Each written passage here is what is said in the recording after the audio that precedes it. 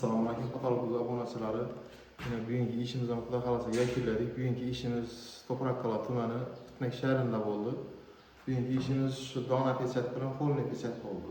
Polni peçetlerimizi 100 bin so'mga qilib berdik. Dana peçetlerimizi 70 bin so'mga qilib berdik kvadratini. Skitga baholar. Abim katta bo'lgani uchun arzonroq qilib qo'yamiz. Kataloglarimizni o'zingiz yurib baho beraverasizlar. Agar bizlarga xizmat olsa bemalol chiqaverasizlar. Nomerlarimiz videoning tagida yozilgan bo'ladi. Натужный katalogmi, high-tech katalogmi, magnitli direktmi, variatsiya profil qo'yish kerak bo'lgan hammasi bor bizlarda. Bemalol murojaat qilaverasizlar, bizlar xizmat qilamiz, kataloglarni ko'rsating. Rahmat, salomat bo'linglar.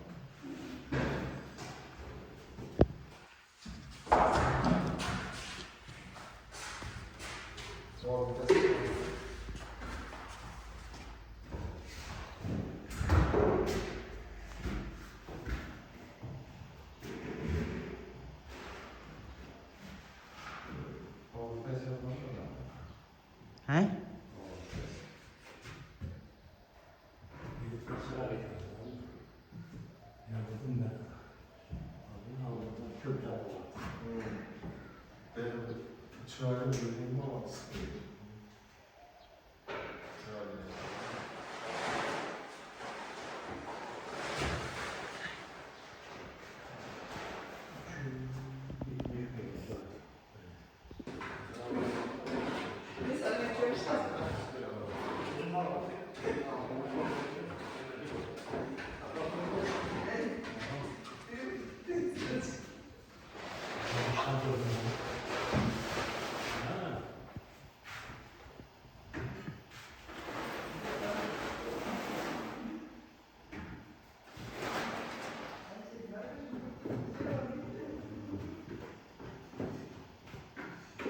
İstedikten mi Kemal?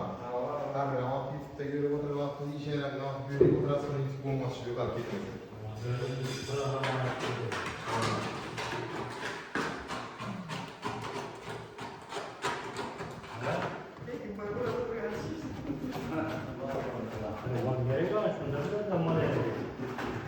Bayram başında balkona koy, yırmanı.